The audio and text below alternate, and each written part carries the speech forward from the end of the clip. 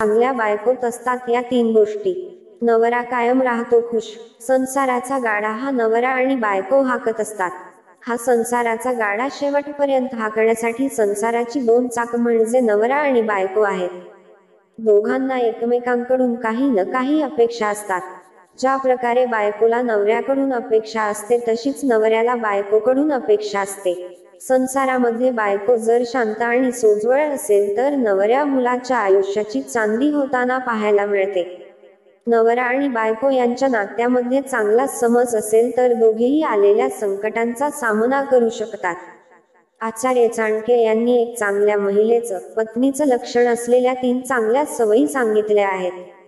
त्या 3 लक्षणांवरून ती आपल्या पतीला सदैव खुश ठेवू शकते. 1. बचत करणारी बायको. चाणक्य नीतीनुसार बचत हा महत्त्वाचा मुद्दा आहे.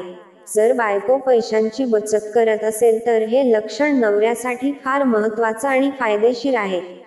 बायकोमध्ये, महिलेमध्ये जर बचत करण्याचा गुण असेल तर आर्थिकदृष्ट्या नवऱ्याचा फायदा असून पत्नीकडून चांगली मदत होऊ शकते. पण त्या काळामध्ये कुटुंबाला बचत केलेल्या पैशांचा योग्य पद्धतीनं वापर करता येईल. 2. मृदू भाषिक बायको. मृदू भाषिक आणि सदैव तिच्या भाषेत गोडवा असेल तर तिचा पती नशीबवान म्हणावा लागेल. अनेकदा पुरुषांच्या तुलनेत बायका या फटकळ आणि वचवच करणाऱ्या असतात. त्यांच्या तोंडावर कशाचाही ताबा नसतो. यामुळे अनेकदा नवऱ्याची चिडचिड होते. मात्र यामुळे नवरा कधीही खुश राहत नाही. यासाठी एखादी पत्नी मृदू भाषिक असेल आणि तिच्या तोंडात साखरेसारखा गोडवा असेल तर कुटुंबामध्ये वाद जास्त होत नाहीत. यामुळे तिचा पती नेहमी खुश राहू शकतो. 3. धर्मावर आणि कर्मावर विश्वास असणारी बायको. आचार्य चाणक्य यांच्या मते पत्नी ही देवपूजा करणारी असावी. तिला अध्यात्माची गोडी असावी. देव, धर्मांवर त्या महिलेचा विश्वास असावा. यामुळे तिच्या पुण्याईने आपल्या कुटुंबावर येणारे संकट दूर होऊ शकते. यामुळे तिनं पठणी करावं.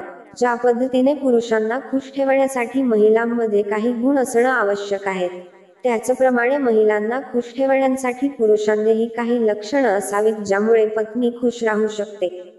पती हा नेहमी शांत आणि आपल्या पत्नीचं कौतुक करणारा असावा. तसेच तो आपल्या पत्नीचं संरक्षण करणारा असावा जेणेकरून आपल्या पत्नीला सुरक्षित वाटेल.